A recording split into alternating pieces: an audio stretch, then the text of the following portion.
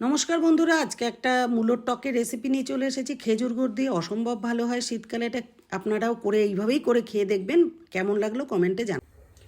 মূলোগুলোকে এইভাবে করে কেটে, এই রকম শেপের কেটে, পাতলা পাতলা করে এরকম শেপের কেটে আমি গরম জলে নুন দিয়ে একটু ভাপ দিয়ে ফেলে দিয়েছি, কারণ মূলোতে খুব গন্ধ, ওই কারণে ভাপ দিয়ে ফেলে দিয়েছি। এবারে কড়াইতে আমি তেল গরম করলাম, এইটুকু সর্ষে আমি ফোড়নে দিয়ে দিলাম।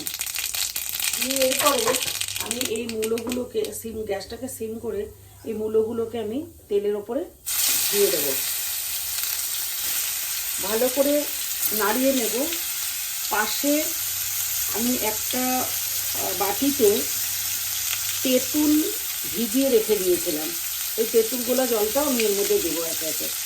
চলো দেখতে থাকি। আমি ভালো করে নাড়িয়ে নেব।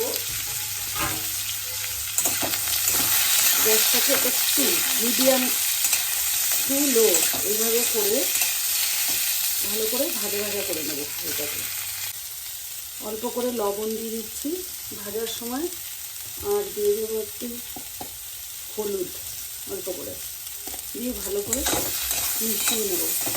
যেহেতু আমার সেদ্ধ করাই আছে, খুব বেশি টাইম এটা লাগবে না।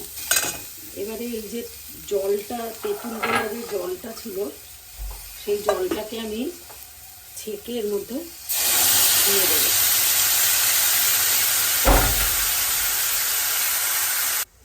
জল দিয়ে দিয়েছি, এর মধ্যে আরেকটু লবণ দিয়ে দেবো, দিয়ে ভালো করে এটাকে ফুটতে দেবো, ঢাকা দিয়ে দেবো।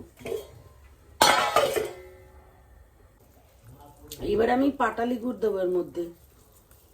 পাটালি গুড়টা দিয়ে ভালো করে ফুটতে দেবো। পাটালি গুড়ের একটা গন্ধ খুব ভালো লাগে, এই চাটনিটার টেস্টটাকে বাড়িয়ে দেয়। এই গুড়টাকে গলতে দেবো, মিষ্টিটা চেক করে নেবো। যে যার মতন টেস্ট অনুযায়ী আপনারা মিষ্টি দেবেন এর মধ্যে।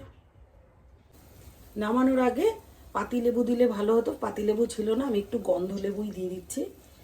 একটু লেবু দিতে হবে, একটু টক টকটা কম হয়েছে, কারণ তেঁতুলটা আমি একটু কম দিয়েছি, বেশি টক পছন্দ করে না, এই কারণে।